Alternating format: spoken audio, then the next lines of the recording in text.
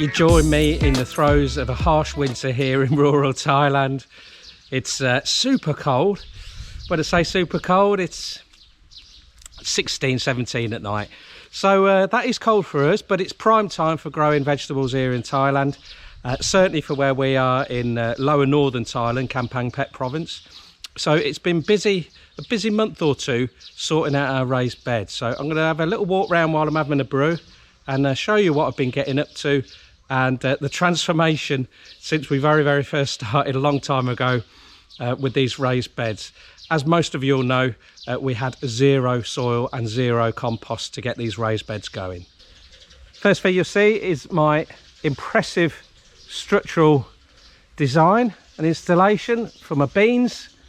This is 95% old bamboo, so it's spent bamboo, nice and straight, and a little bit of leucaena and also a tiny bit of what is it, eucalyptus here and there as well. I try not to use eucalyptus.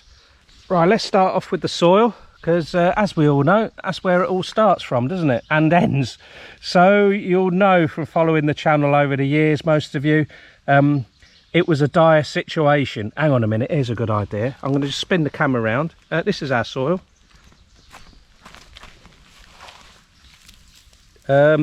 Not really soil. So I've dug a tiny bit of compost into here.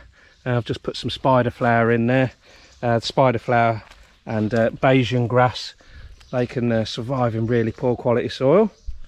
However, when you're growing your veggies like these beans, you need some proper stuff, don't you? So I can now dig by hand. This is about 12 inches deep, probably a little bit more now. Check that out. If you're into your soil and your compost, you'll be getting a twitch now, won't you? Fantastic stuff. So in here, loads and loads of goat manure, biochar of course, which you know I'm absolutely bonkers about. We will be selling that very soon. We're just getting the stocks up to a nice high level so we can meet demand, hopefully. What else have we got in here? Oh, probably 100 bags of leaves that we collected. That was over the first year. Grass cuttings and of course our compost as well. If you cast your minds back to the cassava skins that we got caught stealing, combined them with hyacinth, what else was there? Eggshells. There's hundreds of eggshells in here. I know they divide opinion. Bothered, just in case they do work. They were ground up. Of course, we roasted them first, dry fried them rather, and added them in here. What else we put in here? It seems like loads of stuff. Yeah, straw, grass cuttings, that sort of thing. I'm going to cover a few things about mulching. You'll see that I've got exposed soil, which I'm not a fan of, but when it comes to raised beds, it's something that I've picked up on, and I know a lot of you guys do raised beds and you have trouble with ants and drying out, so I'm going to cover that in a little bit. So there's the soil. Super happy. The vegetables have got that sort of, like, I don't know if the camera's picking up, but like a bluey tint to the green, which my old neighbour and good friend back in the UK, a guy that had come over in the war from Italy, or after the war, and Mario, the old Italian guy, he had a garden to die for, and he had the best tomatoes I've ever seen in my life, and he had this bluey green hue to all his vegetables, and he just let me into a little bit of secret, and he was just like, try to feed every day, which sounds wrong, doesn't it? But we're talking about just minute, little and often. Right then, something that doesn't like little and often. So this is my embarrassing part of my raised bed. It's the morning glory, which really is the easiest thing to grow here in Thailand, but not these sods, because they haven't taken a liking to my goat manure. So I really need to get these moved into more of a high carbon based compost, which I have got. So yeah, it likes to be kept moist. So if you imagine every time that I water it, I normally water it twice a day, it's getting fed twice a day, which is too much for this stuff. So I'm gonna snip them off and then transplant the roots into my hugel tyres. That's right, you heard it right, hugelculture tyres. And we're going to see how they get on later on, but today is just the raised beds. Moving on to spring onions. Now, I would like to ask your opinion, guys. If anyone's had success growing spring onions from seed, can you please give me a few tips if you have any? Because this is the standard that we're looking at. They really struggle to get going, and they never do as well as the ones that we buy from the market and just transplant. So we eat the tops, keep about that much of the bulb and pin that in, and then they spring back into life. There's a couple of ones I did a couple of days ago. So I don't know why they struggle. I've tried doing them in sowing them and then transplanting them, but I'm a fan of direct sowing and then thinning out if needs be. But they really struggle. I don't know whether it's the poor quality of seed out here, but it's happened about 3 or 4 times now, so it's probably Lee error, gardener error, rather than dodgy seed. Moving on to my dill. Haven't started thinning this out yet. Lovely stuff. 4 rows of celery. We've got 2 different types of celery. This dill we're actually picking, we're thinning now. This is almost ready for thinning. This is another type of celery. Moving on to coriander. Love a coriander. Beans, only 1 type of beans at the moment, but we've got another couple of varieties to go in. I've got those 2 earmarked, those 2 other varieties earmarked for, it's like an amalgamation of a wicking bed and hugelkultur and no dig on top of it. It's not like I've had this brilliant idea or anything. I'm just trying to use what's available. So that'll be in another upcoming video. Right, next. I'll be honest, most gardeners would know this, but I can't remember if it's choy sum or pak choy. These, they do look a bit scrag end, but I plant these quite thickly, or sow these quite thickly, direct sow, and then thin them out. And then when we've just got a few left, we'll let them grow bigger. Where is it? I did spot a little bit, a tiny bit of leaf miner on there, not a great deal. Okay, so when I thin those out, transplant them to wherever I've got space. These were transplanted about 2 weeks ago. Again, watering twice a day. Another type of celery. The coriander,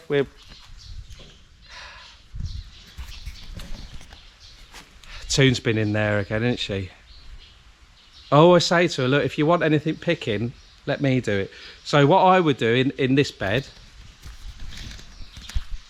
well, not bed, the rows, when we want coriander, or someone else wants coriander, I go in and I select the big ones, thinning them out.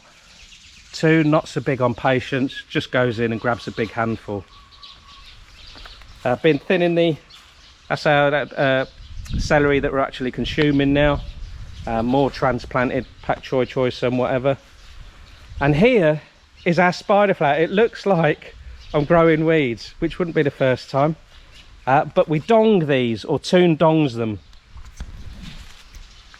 Toon's got the best dong in Thailand, I tell you. That's a separate video. It's fermented spider flower, not spider plant. Don't eat those, guys. Can't eat this raw. Well, I certainly wouldn't, and we don't have it boiled or anything. It's got to be fermented. It's almost like a pickle. And any little bit of vacant space in there, I just pop thinnings in there. And it seems to be working very well. Looks like there's loads of weeds in here, guys. There's hardly anything. It's just the odd leucaena bit that comes up every now and again. Have got things like shallots, garlic, other types of morning glory, chilies, eggplants, all that sort of stuff, but there are my hugel tires and a few other bits and bobs which I'll show you later. Right then, the reason I don't mulch, it's the poxy ants. And I was going to do a video about a year ago, said how I get rid of ants. It was pretty straightforward, but not as effective as this. And let me try and find a few. Normally up here, now we've knocked them back well. You'll see, here we go, there's a little bit here, really fine. It's almost like megatilled, very small granular parts of compost in there. So they're excavating and making the nest. What it is we've got the beans here, and you see a tiny amount of aphids. Don't spray these, just go around squeezing them. There's hardly anything left now anyway. Yeah, that's a bit of a better one for you. Just go around, squeeze them. And most of you know the ants start populating around a good food source, and they suck the juice off the aphids that are sucking the life force out your beans. I swear to God, best way to control ants is drown them twice a day. Absolutely saturated. Ants are very, very busy. They're always doing this, doing that. The last thing they want to be doing is rebuilding their house twice a day. If you miss a day, they're all back. So whenever I water the beds, water the whole bed, certainly around the outsides. That's where the ants will set up shop, and absolutely drench them to bits. Right, there's the boss, just back from sending some crayfish. All right, dear. Oh, she's got nom-noms. Banana, coconut.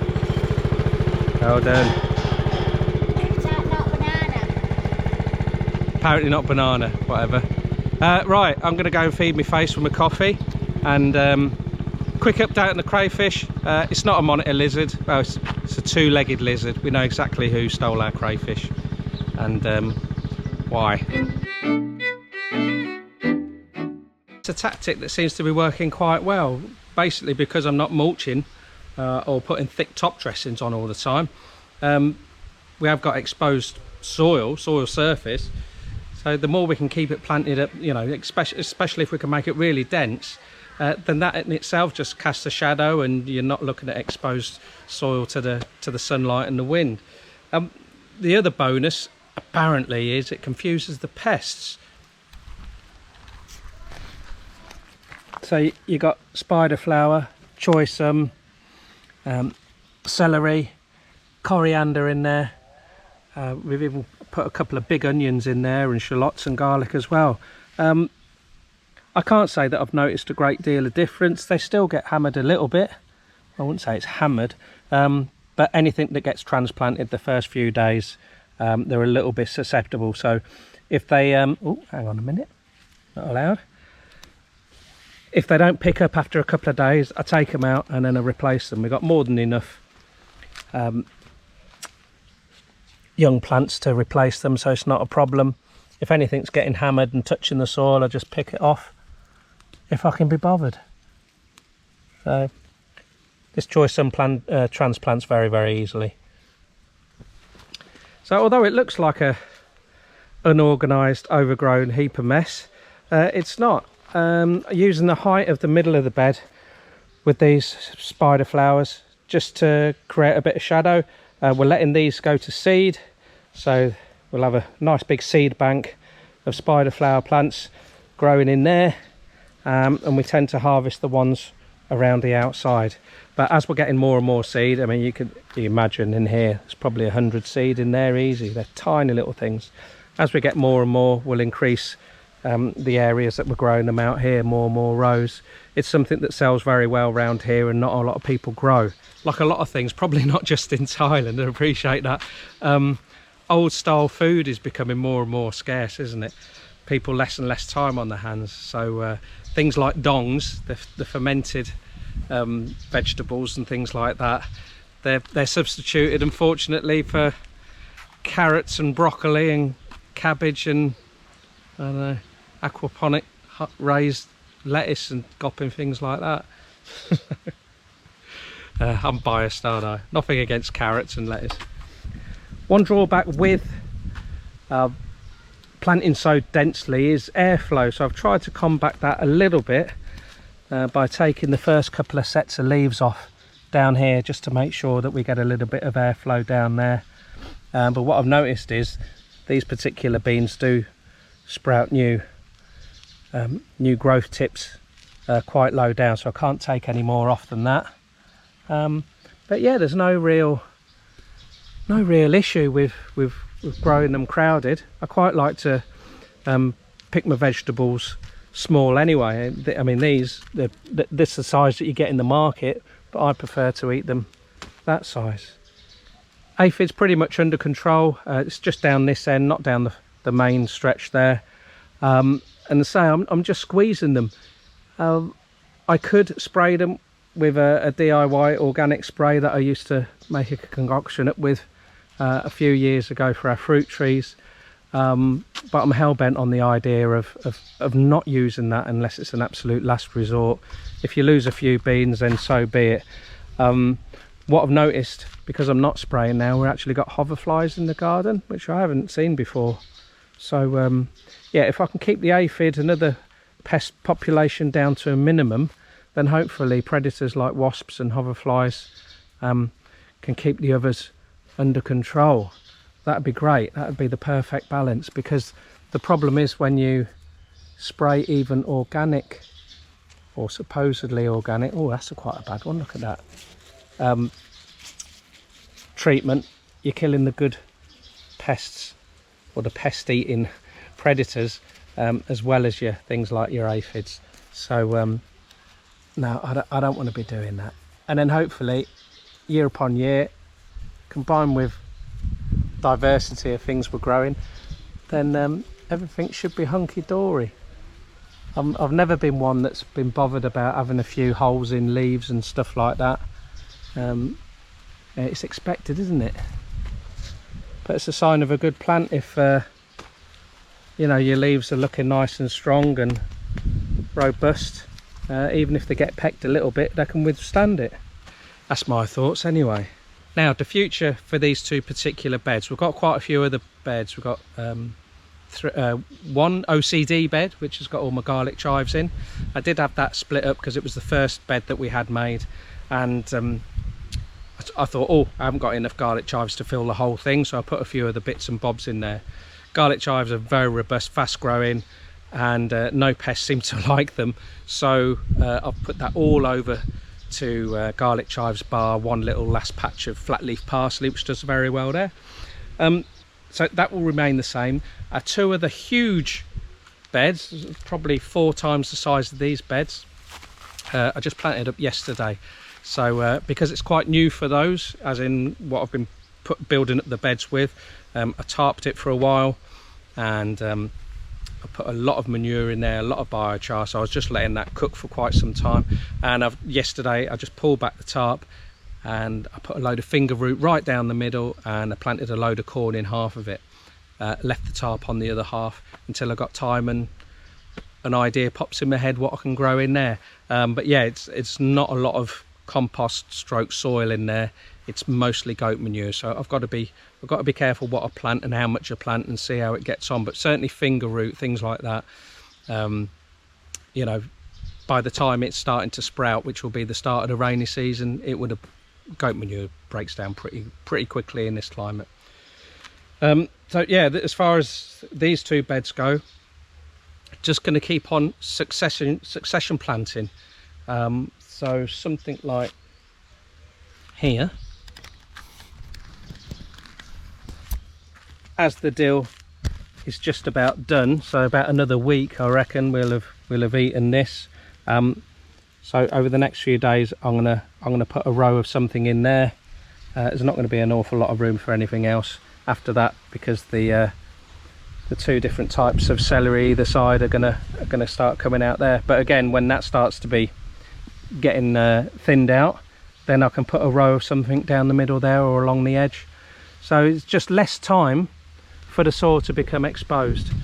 I'm going to do some sort of like a mustard or like a spring green, we would call them back in the UK, in here. Gets quite a bit of shade here. As well as watering being very important, I always think it's quite important what water you're putting on your veg. So we're not on mains water here. We pump it with our solar pump straight out of the pond here. You can have a look at the quality of the water there. This particular pond that we're sucking out from is home to our Mekong giant catfish. You can see about, I would say, 5 foot down. Yeah, it's lovely water this is. Most of the ponds and the lake will generally go as clear as this time of year, but generally speaking, depending on how many fish are in here, the clearer it is. Even if it was full with algae, no qualms about pumping water out of here. You know, algae and fish poo, that sort of stuff, it's all good for the garden, isn't it? Other than that, we've got a big rain barrel, water harvesting rain barrel, and then as backup, a last resort, then we pump out of the borehole using our main solar system. So really, you know, we've got water all year round. That's not an issue. It's just actually, you know, accessing it. Other water we use is when we clean the alligator gar and the crayfish tanks out.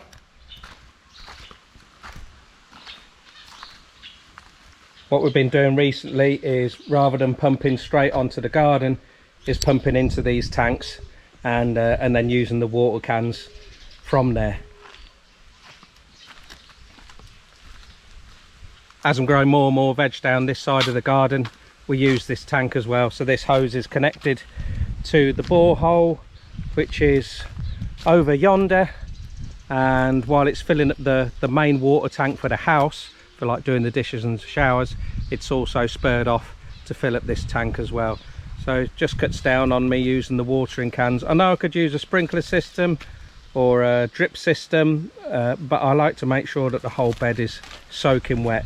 The big beds out the back next to the solar pump, I think because they're so big, and of course by the time that's in full production, I've got quite a lot of watering to do depending on what time of year it is. So I'm going to probably run 3 lines of drip tape down each one there. But for now, I quite like using the watering cans, and it enables you to have a good look around while you're watering your veg, spot any weeds which aren't allowed of course, and yeah, make sure that we haven't got any pest infestations. I know a lot of people that grow vegetables out in Thailand and other tropical or subtropical climates, they use a lot of shade netting. I'm not a fan of it really. Nothing really against it. It's just that I try to use other plants that are sun loving, that have got a little bit of height to them, like the beans and like the spider flower plants, maybe the corn as well.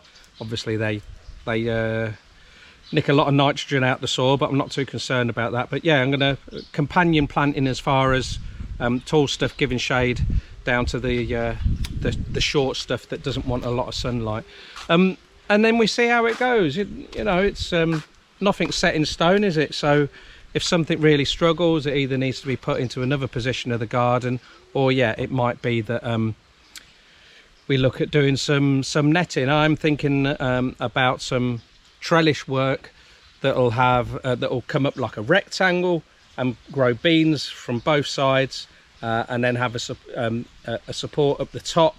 I don't know, something like very skinny bamboo, and grow like a tunnel of beans, and then grow some stuff that, you know, salad stuff that doesn't want extreme sunlight or extreme temperatures, and grow them underneath, so sort of like dappled shade. So I'm going to be doing that, trialing that, and yeah, over the next year or two, hopefully we can come up with various systems for various times of the year, and for different types of vegetables. Not so much fruit. I mean, I've got the orchard in here. You can see it's pretty bone dry, but I've mulched it to death, although it doesn't look like it, and top dressing of goat manure as always. But yeah, it got a brutal pruning, so yeah, it's not looking it's lush best at the minute, but we'll get back. There's plenty of new growth coming, and considering we're in the middle of the dry season, or well into the dry season, I'll settle for that. It's going to be a new challenge once the rainy season comes. Yeah, I'm not going to have to water twice a day, probably once every 2 days. But the heat, with the rain comes the heat. At the moment it's very dry heat, and it temperature wise it's quite down. So at the minute it's quite easy, well, certainly easier to grow, but yeah, that's why we try different things, don't we? And hopefully it's just going to get better and better every year. Right, the missus has called me. Noodle soup awaits, and I'm starving. I've hardly been eating anything the last few weeks, that's why I'm looking like a chopstick. So feeling a little bit better now. Thanks for your well wishes and concerns. And noodle soup in it, dear. Look at that, light of my life. Right, need to talk to you. What's going on with that coriander down there? Just taking a big bunch out. I've got a hole in my coriander. Yeah, they lie down like that. They lie down? What, in your stomach? Ta-da for now. Ta-da! For now.